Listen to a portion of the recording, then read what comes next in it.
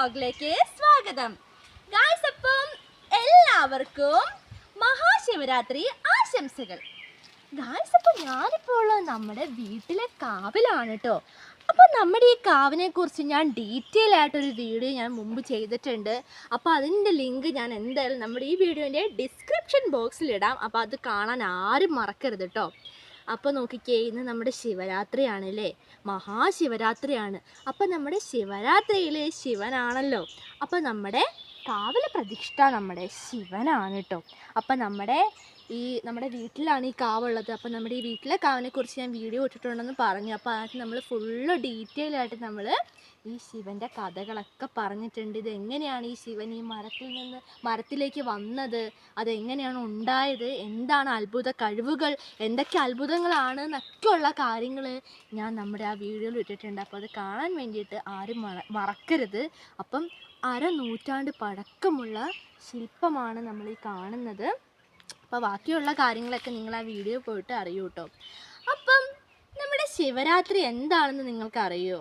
എന്താണ് ശിവരാത്രി എന്നെല്ലാവരും കേൾക്കുന്നുണ്ട്. അതുപോലെ തന്നെ ശിവരാത്രിക്ക് സ്പെഷ്യൽ വ്രതങ്ങളൊക്കെ കാര്യങ്ങളൊക്കെ നമ്മൾ എടുക്കും. അപ്പോൾ നമ്മൾ ഈ ശിവരാത്രിക്ക് എടുക്കുന്ന വ്രതം, നമ്മുടെ ആഗ്രഹം നമ്മൾ എന്താ പറയുക, ഈ 1 വർഷത്തോളം നീണ്ടു നിൽക്കുമെന്നാണ് പറയുന്നത്. അതായത് നമ്മൾ ഈ ശിവരാത്രി ദിവസത്തിൽ സ്പെഷ്യലായിട്ടുള്ള പൂജയും വഴിപാടുകളൊക്കെ ചെയ്യുന്ന ടൈമിൽ അതിൻ്റെ ഫലം ഈ 1 വർഷം മുഴുവനും നീണ്ടു നിൽക്കുമെന്നാണ് വിശ്വാസം. അപ്പോൾ അതേപോലെ തന്നെ ശിവരാത്രി എന്ന് പറയുമ്പോൾ എല്ലാവരും ഓർക്കുന്നത് ശിവരാത്രിൻ്റെ ദിവസം നമ്മൾ ആരും ഉറങ്ങാൻ പാടില്ല എന്നല്ലേ. അപ്പോൾ എന്താണ് ഇതിൻ്റെ ബാക്കിലുള്ള കഥ, എങ്ങനെയാണ് ഇങ്ങനെ വന്നത്, എന്താണ് ശിവരാത്രി എന്നൊക്കെ നിങ്ങൾക്ക് അറിയുമോ? ചിലർക്കൊക്കെ അറിയുമായിരിക്കും. അപ്പം അതെന്താ കഥ എന്നൊക്കെ നമുക്ക് കേട്ടാലോ? അപ്പം നമുക്കത് നമ്മുടെ അമ്മച്ചീനോട് തന്നെ ചോദിച്ചറിയണം. അമ്മച്ചിക്കാണ് ഈ കഥകളൊക്കെ അറിയുന്നത്.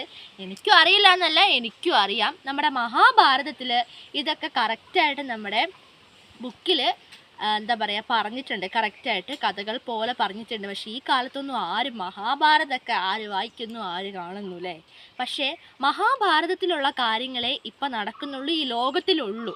അല്ലാതെ വേറെ ഒരു കാര്യങ്ങളും ഈ ലോകത്തിലില്ല. മഹാഭാരതത്തിൽ എന്താണോ പരാമർശിച്ചിരിക്കുന്നത് അതാണ് ഇപ്പോൾ ഈ ലോകത്തിൽ നടന്നുകൊണ്ടിരിക്കുന്നത്, ഇനി നടക്കാൻ പോകുന്നതും നടന്നു കഴിഞ്ഞ കാര്യങ്ങളൊക്കെ.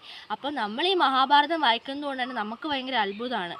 കാരണം ഈ കാര്യങ്ങളൊക്കെ ദൈവമേ ഇത് വായിച്ച പോലെ തന്നെയാണല്ലോ നടക്കുന്നത്. നമുക്കും ഒരു അത്ഭുതം തന്നെയാണ്. അപ്പം മഹാഭാരതം നിങ്ങളുടെ വീട്ടിലുണ്ടെങ്കിൽ അതെടുത്ത് പൂത്തി വെക്കാതെ വായിക്കാൻ ആഗ്രഹമുള്ളവർ എന്തായാലും പുതിയ ബുക്ക് വാങ്ങി വായിക്കുക. അപ്പോൾ അതൊക്കെ ഓരോരുത്തരുടെ ഇഷ്ടമാണ്. എന്തായാലും നമുക്ക് എന്താ പറയുക, അതിനെക്കുറിച്ചൊക്കെ ഒരു അറിവ് നമുക്ക് വേണ്ടതാണല്ലോ.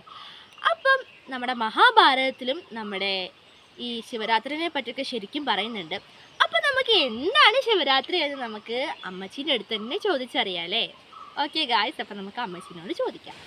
ഗായ്സ്, അപ്പം നമ്മുടെ അമ്മച്ചി ഇതാ ഇവിടെ വന്നിട്ടുണ്ട്. നമസ്തേ. അപ്പം നമുക്ക് അമ്മച്ചീനോട് കൂടുതലായിട്ട് നമ്മുടെ ശിവരാത്രിനെ പറ്റി നമുക്ക് ചോദിക്കാം അല്ലേ? ഓക്കെ, അപ്പം നമുക്ക് അമ്മച്ചീനോട് ചോദിക്കാം. അപ്പം അമ്മച്ചി, ശിവരാത്രി എന്താ സംഭവം? എന്താ ശിവരാത്രിന്ന്, അതെങ്ങനെയാണ് കഥകളിലേക്കൊക്കെ വന്നത്? എന്താണ് ഈ ശിവരാത്രി, എന്താ സംഭവം? ശിവരാത്രി എന്ന് പറഞ്ഞാൽ പാലാഴി മദനം. ദേവാസുരന്മാർ തമ്മിൽ പാലാഴി കടയുന്ന ദേവന്മാർക്ക് ജരാനര ബാധിച്ചു. ജരാനര ബാധിച്ചപ്പം പിന്നെ അവർക്ക് പാലാഴി കടഞ്ഞ് അമൃതം എടുത്ത് അത് കഴിച്ചാലേ അവരുടെ ജരാനര പോകുള്ളെന്ന് പറഞ്ഞു. അപ്പം അങ്ങനെ വേണ്ടിയിട്ട് പാലാഴി മദനത്തിന് ഒരുങ്ങിയപ്പം മന്ദരപർവ്വതത്തിനെ മത്താക്കി വാസുകീനെ കയറാക്കി ഒരു ഭാഗത്ത് ദേവകളും മറുഭാഗത്ത് അസുരന്മാരും നിന്നു.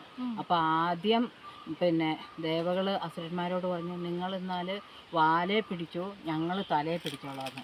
അപ്പോൾ അസുരന്മാർ പറഞ്ഞു, അങ്ങനെ ഞങ്ങൾ വാല് പിടിപ്പിക്കണ്ട, ഞങ്ങൾ തലയെ പിടിക്കാൻ, നിങ്ങൾ വാല് പിടിച്ചോളാൻ പറഞ്ഞു. അപ്പം അവർ പോയി തലഭാഗത്ത് പിടിച്ചു, ദേവന്മാർ വാലിലും പിടിച്ചു. അപ്പം അസുരന്മാരുടെ കൂടെയായിരുന്നു നമ്മുടെ ശിവഭഗവാൻ. അതങ്ങനെ നിന്നു. പിന്നെ എന്നിട്ട് കടഞ്ഞ് ഓരോ സാധനം ഇങ്ങനെ പാലാഴിയിൽ നിന്ന് പൊങ്ങി വന്നു. പാരിജാതം, ദേവദാരു, ഉച്ചശ്രൈവസ്, നാൽക്കൊമ്പനാന, അങ്ങനെ ഓരോ സാധനവും പൊങ്ങി വന്നു. അങ്ങനെ മടുത്ത് കഴിഞ്ഞപ്പോഴത്തേക്കും വാസുകി വിഷം ഛർദ്ദിച്ചു, കാകോള വിഷം. കാകോള വിഷം ഛർദ്ദിച്ചപ്പോൾ ഭഗവാൻ അത് 2 കൈയിലും വാങ്ങി ആ. കുടിച്ചു. ആ. അപ്പോഴത്തേക്കും പാർവതീദേവി ഓടി വന്ന് ആ. തൊണ്ടയിൽ വിഷം താഴേക്ക് ഇറങ്ങാതെ കുത്തിപ്പിടിച്ചു. ആ. അപ്പോഴത്തേക്കും മഹാവിഷ്ണു ഓടി വന്ന് വായേം പൊത്തി. അപ്പോൾ പുറത്തേക്കും പോകില്ല, അകത്തേക്കും പോകില്ല. അപ്പം ശിവന്റെ കഴുത്തേൽ ആ വിഷം നീല നിറത്തിൽ അങ്ങോട്ട് വർണ്ണം പോലെ അവിടെ നിന്നു. അങ്ങനെ ശിവന് നീലകണ്ഠൻ എന്ന പേരും കിട്ടി. അതാ എന്നിട്ട് ദേവകളും അസുരകളും പാർവതീദേവിയും ദേവന്മാരും എല്ലാവരും അന്ന് ശിവനെ നോക്കിക്കൊണ്ട് ഉറങ്ങാതെ ഇരുന്നു. ശിവനെന്ത് സംഭവിക്കും, ശിവനെ കാത്ത് അവർ എല്ലാവരും ഉറങ്ങാതെ ഇരുന്നെന്നാണ് പറയുന്നത്.